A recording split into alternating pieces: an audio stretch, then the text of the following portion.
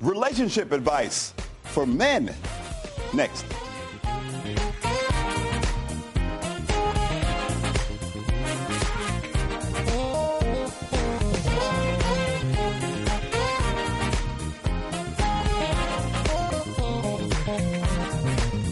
Welcome to the Stan Simpson Show, a program about Connecticut people and compelling issues. Say it with me. Make it a point to drop in every week. Relationship drama. We all have it at some point, right? Today, our relationship expert, Pastor T.C. Brantley from Waterbury, talks to men about what they can do to be better partners and fathers. In our second segment, we'll talk about a big movie industry mixer going on in the capital city next week. Producer and director Joe Young and two of his associates will tell us all about it. Then we'll wrap things up with a congressional visit from John Larson, who will tell us about hundreds of millions of dollars coming to Connecticut to build a rail system connecting New Haven to Springfield. But first, our provocative pastor, Timothy Charles Brantley. Thanks for having me, man. Showing the guns today on a Sunday. Well, trying to do the best I can. No, man. It represents how men got to be strong in a relationship and able to take their wives and their children to another level. You've been working out. I got to work out, man. Yeah, I got to, keep my mind fit, keep my spirit fit, because I'm in a relationship with my wife for 24 years. We'll talk about that because you got into this whole relationship business for a reason. You had some issues with your marriage, and it compelled you to help other men. Tell us about it. Yeah, over 17 years ago, my wife and I had a major issue, and by God's grace, what was it? Well, I wasn't being faithful, and we broke up for a while. It's a pretty big issue. Very big issue, but I had to, now here's the key. I had to not only recognize my mistake, but go and try to fix it. A lot of guys don't know how to fix it. They just, I made a mistake, I'm out of there. No, I stayed and fixed it, and here come birthing of our church and also what we're trying to do. How do you fix it? Well, one step at a time. A man has to become more accountable.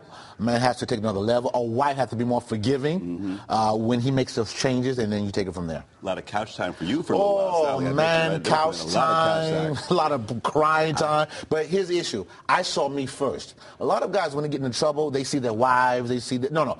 Look at what you did, because it starts with you. The children have your blood. The children don't have the wife blood. It's your blood. So it starts with you. And when it starts with you, then you're able to make the change from there. Man, so you're the blame. So take accountability for your own actions. What's going on. You got to take the accountability, because when you take the accountability, then it shines on you, and then you take it from the next level into where the marriage needs to go. You've counseled hundreds of couples. Yes. What's the one common denominator when you look at The key denominator is communication.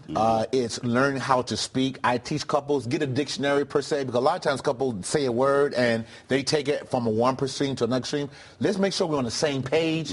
On the same page, then we can communicate from there. I'm reading this book now about the importance of embracing being single. Let me talk to you about the importance of being single. Yes. That you cannot be a married couple until you know who you are as a single. Talk about that. So many times people try to say, let me get married to have this person to complete me. You complete yourself. Because once you complete it, then you come and somebody else, then the circle becomes stronger, not weaker. Too much pressure in society where get married, see someone, get married, get married. No. Take your time, date. First, find out the mistakes you made in the past. First, find out, have you healed from the former relationship? Once you've done that, then we can move forward. How do you know when you've healed?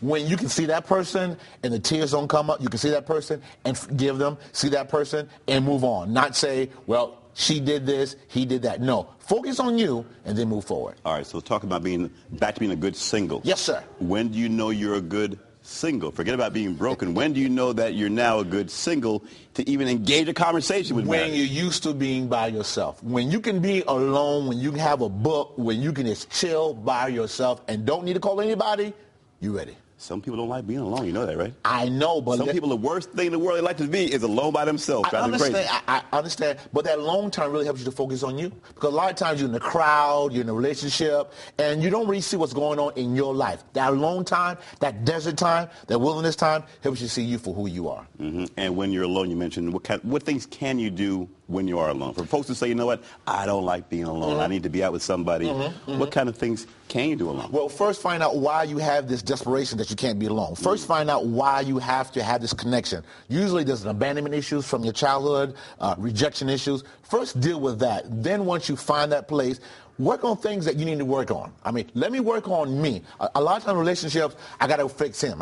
Fix you first. Once you fix you, you can fix the other person. Now, what happens if you fix you and now you're in a relationship with the other person is not a single? Now you got half. You got one single and one person who needs the other person to make them complete. I'm saying that's when you bring them to counseling. That's when you bring in the pastor. That's when you come in. That's when I come in. Because a lot of times... What do you say? Well, I say in so many areas, listen, you have to understand, I'm the referee, okay? Marriage is a Grand Canyon. You need a guide. I'm your guide to help you through this thing called marriage. You understand? Because a lot of times, couples are so hurt, they can't hear the truth from each other. And that's why you can have the unadulterated truth, but because they're so hurt, they won't hear the truth. Truth can hurt sometimes, right? Yes, it does. But guess what? Truth makes you better. Let's talk about some quick tips. Yes, First sir. up, being a good husband, a good partner. From Pastor Timothy Charles Brantley. Quick tips. Honesty you have for number one. Got to be honest with your wife. If something bothers you, let her know. If she asks you something, be honest about it. Be careful with your honesty, especially if you say, well, how's the dress look on me? Be careful, but be honest.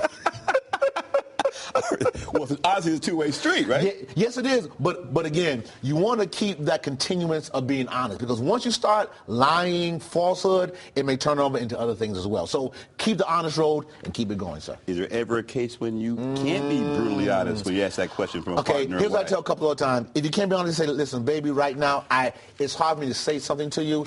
Give me a chance, and I'll say it to you. But never say a lie. It's not worth it. Okay, so put them off a little bit. Put them off. Go down to the man cave, chill out for a little while, but put them off for a little while. Huddle for a while. Right. Don't go lie. for a while, and then come back. Call a timeout. Timeout. All right. Protect, you said. A woman needs protection. She has to know you got my back. When a woman doesn't know she has, that you have her back and there's no security there, she will start to flip out. Every single time. Two-way street, and the guy should know that she has his back? That is true. But again, it starts with the man. We are the examples. They follow the example, sir. Vulnerable. A man has to let his wife know I'm weak. And when she knows that, then she's weak, less emotionally weak, physically. Emotionally weak, physically weak. I'm scared about something. The economy's going down. I don't know what tomorrow's going to bring. When you have that vulnerability, she's more reliable to come to you, because a woman's job is to comfort. That's her job. When Men don't like showing that vulnerability. I know that. But see, that's the problem. If a wife doesn't know that you're weak, if the wife doesn't know that you're Clark Kent, then she'll never appreciate the Superman. All right. Superman's not so bad, though, right? Not so bad, but guess what? He gives Superman all the time. Take the cape off.